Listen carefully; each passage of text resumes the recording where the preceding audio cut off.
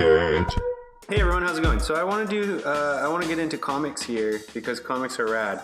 So this is a comic that I'm just working on with a friend of mine who's doing the writing, the script, and it's a Native American story about the Miwok culture, which are people who were located in like the Yosemite Valley and actually in the San Francisco Bay and in different areas around there. But anyway, what I actually want to do is like cover some techniques for how to just how I approach it. There are a lot of approaches to this. I'm not saying this is the way to do it. This is how I do it. And I think there's a lot of little tricks that I can kind of point out that might be helpful for you guys. So right now I'm just doing rough layouts. So I'm planning my panels. That's why these drawings are still rough. So I want to show you that. So this scene in this part starts out with a deer hunt. So the deer is unaware of what's going on in the river here in the Yosemite Valley. And then we see the Miwok hunters are coming down, kind of checking this deer out.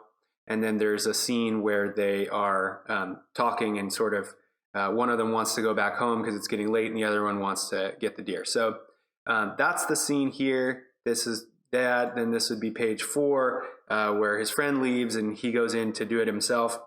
And he comes in to take the shot. And now where we are is in page 5. I haven't drawn it yet, see? And now we've got a good opportunity to kind of check this out from the beginning. So the first thing that I do is I look at my script. We just do our script this way. Again, there's a lot of ways to write screenplays or panel pages for this kind of stuff. We just lay it out in panel calls, but I have some flexibility. So this page is calling for 4 panels. And we can see that the character comes down, is going to shoot the buck, and then sees a coyote, which is a symbol for the Miwok. And he hesitates, and the buck basically gets away.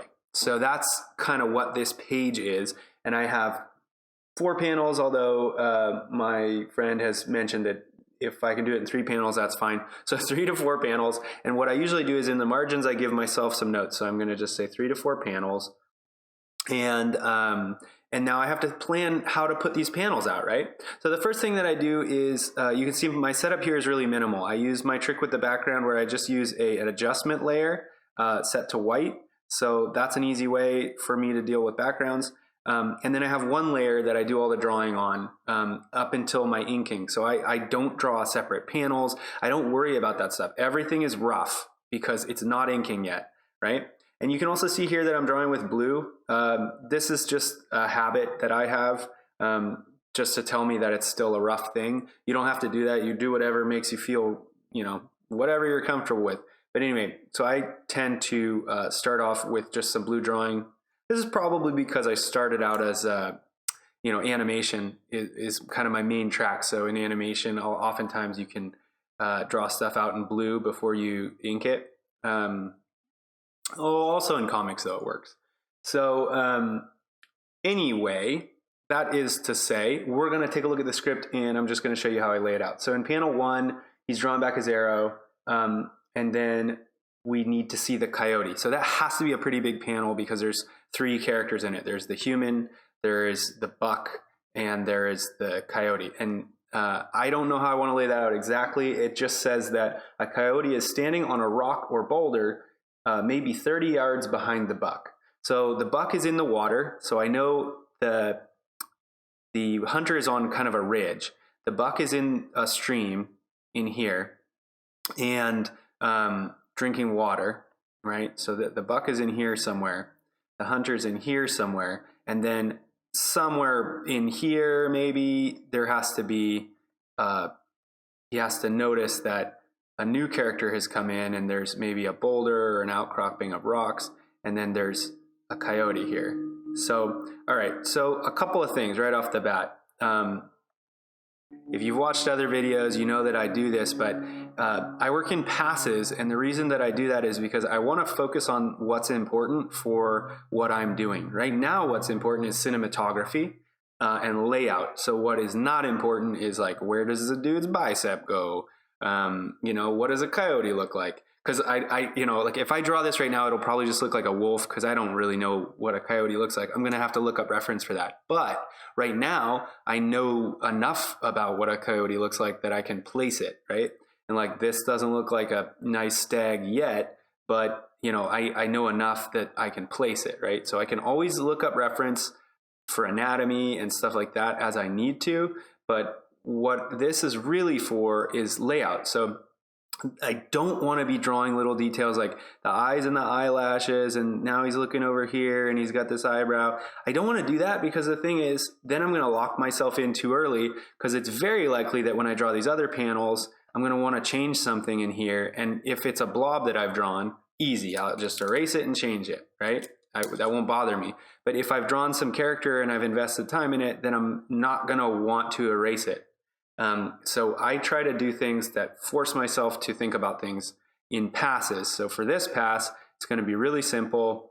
We're kind of coming out of the woods here. So maybe I can put like a tree there where he's crouching. He's going to have a bow, right? Because he's aiming for a shot. I'm going to have that shot, the arrow pointing directly at the stag, because I want that to be obvious that that's where he's doing. I might even make sure that he has an angle to him, angularity that shows him kind of pointing at that stag.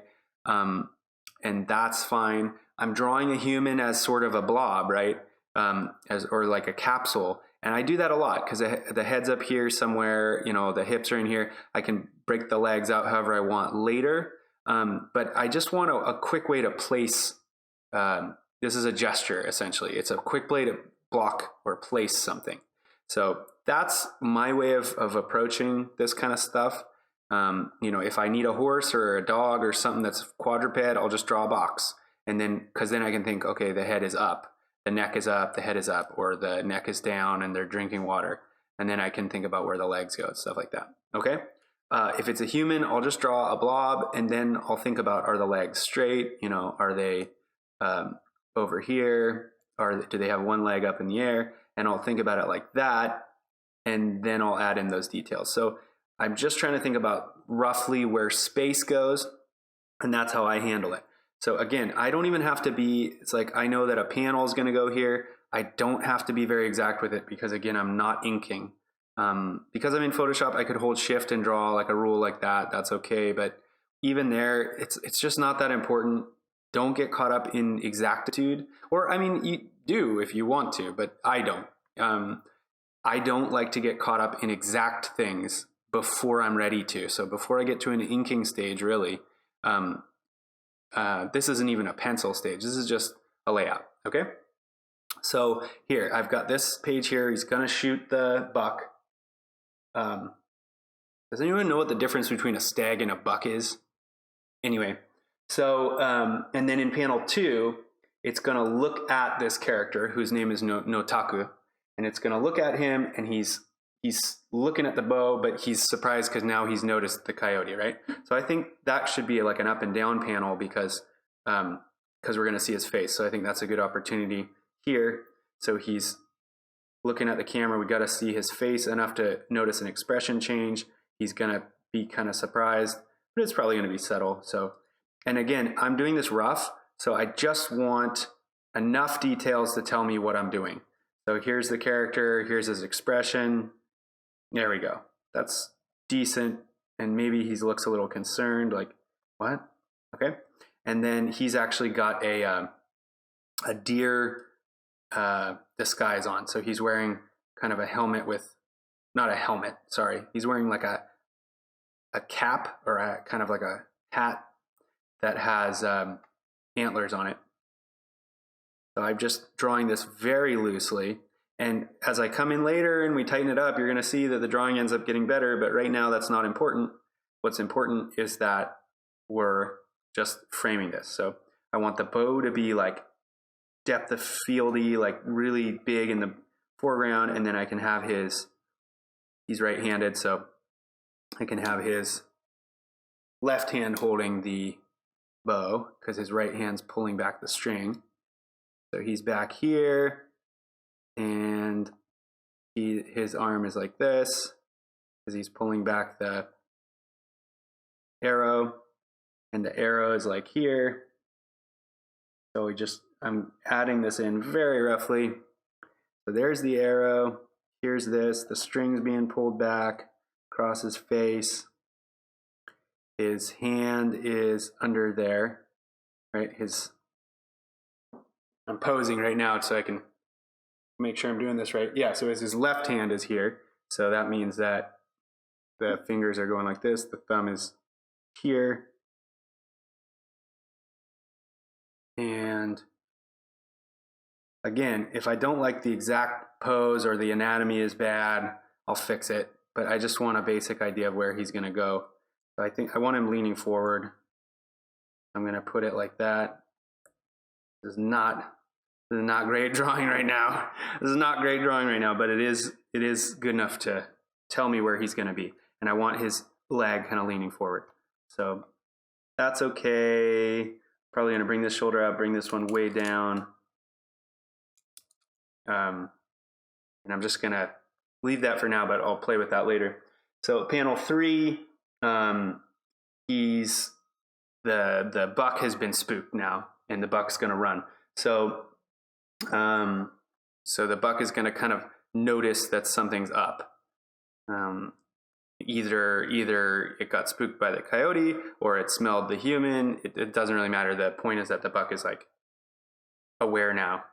So we're just going to focus on the buck here. So let's say that the buck takes up about this much space, and it's going to kind of lift its hoof up tentatively. Let's put it like that. Like, let's have kind of like one of these poses, and then let's have its head coming up out of the water, right? So let's see, that's like a cylinder. Okay, good. And then there. So its head is maybe like this, and it's looking this way, and its ears perk up, right? And it's a buck or a stag, so it has a bunch of antlers. It has some big antlers, and again, I'm not worried about the detail. I'll make sure it's like on model and looks like the deer that I've drawn in the other panels later, once I like the position. Because again, I want it to be easy to erase. I don't want the drawing to be good enough that I don't want to redraw it. I want it to be bad enough that I do want to redraw it when I need to, and then I'll lock it down. So this, let's just say it's in the water here, right? So it had its fill of the drinking the water, and there's maybe some rocks in the water here in the river. And let's just put some rocks there for variety. And then there's like maybe some little rushes or grass, just something interesting, right? And then it's gonna be, so I don't know, do I want to do a full body shot, or do I want to just zoom in on the deer, like going like here? That's sort of up to me. I feel like because the coyote's behind this, that, you know, if I draw it like this, then you'll see the coyote, and then that's going to be confusing. So I think I might just do this. So again, keeping it rough, the beauty of keeping it rough. So I can just use Photoshop's tools to scale and change things. And maybe I just want it to be like this, right? And maybe the deer is, and maybe even like leaning down or leaning up. And you can play with it so that I want it to be like a bigger zoomed in view where the deer is like, oh, right? And maybe even get that hoof up there. So, okay, it's leaning down because it's in the water. And then the head, I'm noodling too much. But anyway, that's good enough. Okay, so you see what I did there? Looks like I made a mess, but what I'm really doing is I'm just trying to find where things should go. And this is why I keep everything in one layer. I keep the panels in one layer because I might change the panel guidelines. I might change where I place the panels. So I don't try to like build up a bunch of layers in Photoshop and stuff like that, because it just takes it longer when I do that. So I just want to have an easy way to change things. So I'm going to put this hoof going like that, right? Like coming up in the air, like it's pulling it out of the water, like what's going on? Did I just hear something? And then its ears maybe I'll have one there and one there, like perked up. or maybe they'll both perk up. So let's make this ear more perky. Yeah, I like that better. So this one on the right will go down, the one on the left will go up like it heard something, like a little twitch. And maybe even bigger ears. And then, you know, the eyes. We'll figure out all the details later. So I kind of like that. It's just shows that became aware of something, and we're not going to show what. And then we'll just show the bushes or something here. And there. Okay. And then the last panel, which is, I think we can just do a long one here, will be this deer running away, or the character kind of saying, you know, oh shoot, I lost my attention, and then it's running away. So,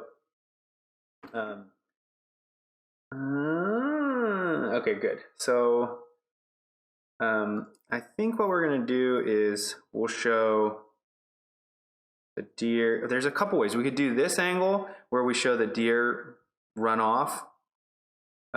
Here, like the deer goes like da-da, and it's I'm out of here, and that's in the foreground, so it's like in this area. I'm scribbling, and then we could show Notaku up here from the distance, kind of just going like, oh, you know, it got away. So we could do that, and I think that would be okay. That would be a fun one to do. Or we could do the opposite, where the deer is sort of in the distance here, and it just shows, because it's kind of looking this way, so maybe we'll just have it continue off the screen that way. So let's go here, and we just show kind of the running deer. You know, it looks okay, and then just, you know, it's leaving. I'm out of here. It's peace, right? And then we go back to Notaku going up here in the foreground from behind, and he's just kind of starting to put his bow down like, oh, blew it. Right? So I think we could do either of those, and then this just shows kind of back to the river view, and maybe even we show that rock, but the coyote's gone. Yeah, I kind of like this, because he's our main character. Sorry, I paused so long there. So he's our main character. So he really is who we should focus on. So let's put him in the foreground here, and he's dropping his hand down. Should be holding that in his left hand though. So let's put this here. The bow is going instead, because in the previous scene we had the bow pointing at the deer. Now we're gonna play with that idea. Where, okay, now the deer is safe. So the bow is no longer pointing at the deer. He can have his, you know, he's kind of just, he's dropped his, he's no longer has the ambition of hunting this animal. He's just lost his interest. So that, the bow's over there now in his left hand, and then his right hand can just kind of be sagging down like, no. All right. So again, this is really loose, but I do want to point out that I'm thinking about this stuff, and this is the planning stage. So this is where all the thought really goes in.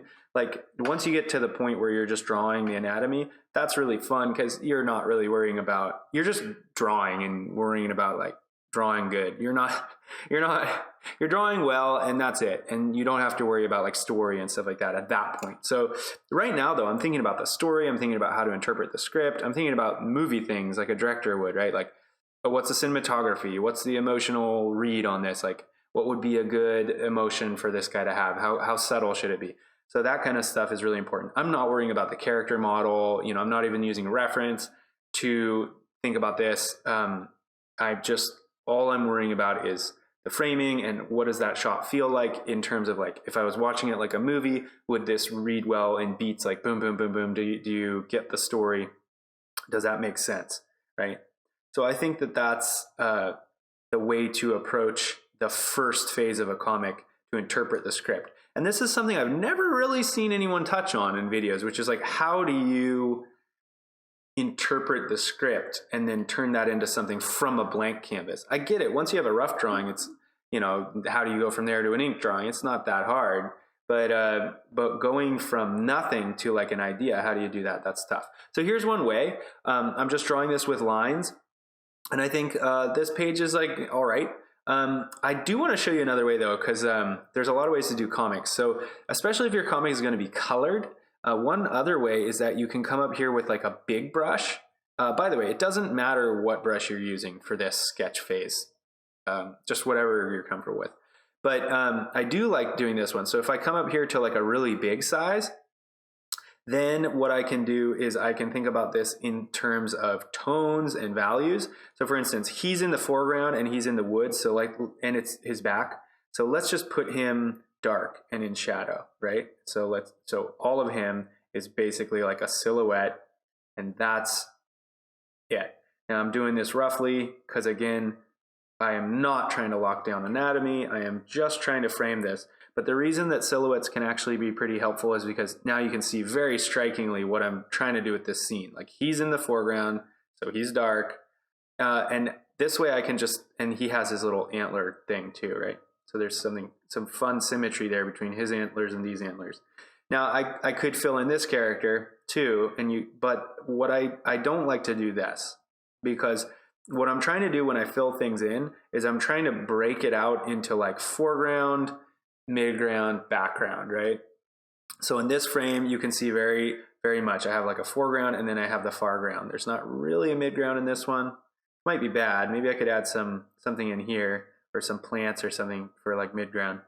But anyway, I do like to do this, and it can be really helpful. Like here too, he's probably in shadow.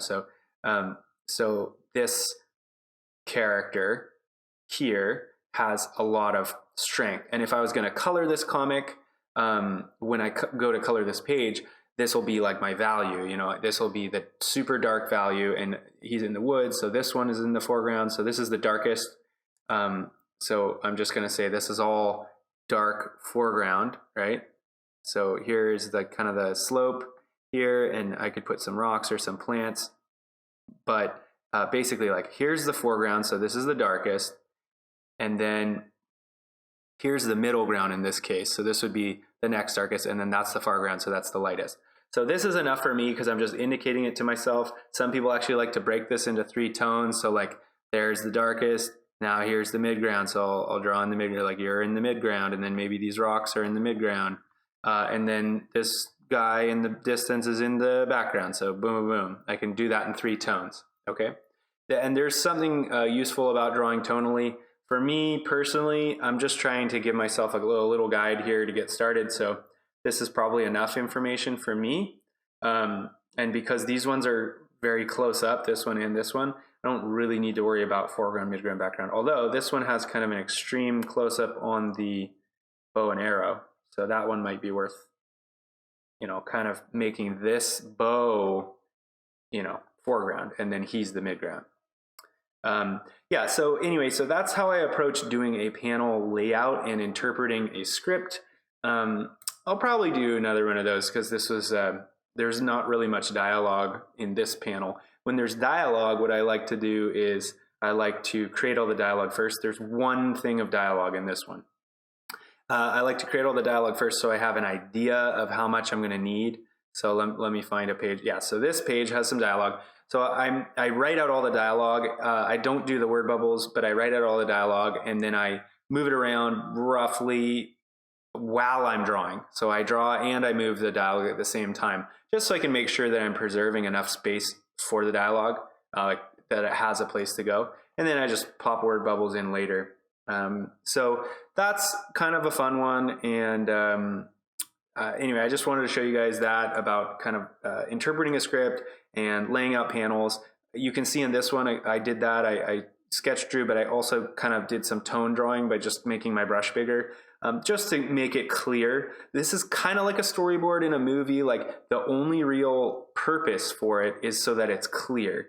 I want it to be clear and I want it to be loose, and I'm going to come back and do better drawing over this. But for now, this is good enough. I just want it to be nice and clear and loose. I can have a panel layout. I can actually lay out my whole chapter or my whole comic, depending on, you know, how big of a comic it is, this way. And I can actually show this to the writer, and we can make cinematography choices, and we can make shot choices, and changes early without me having invested much time in drawing.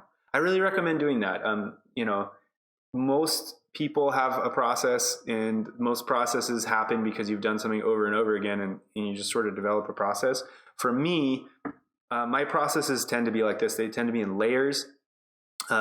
Because I've worked with clients a lot, because I've done a lot of, you know, like animation and illustration stuff.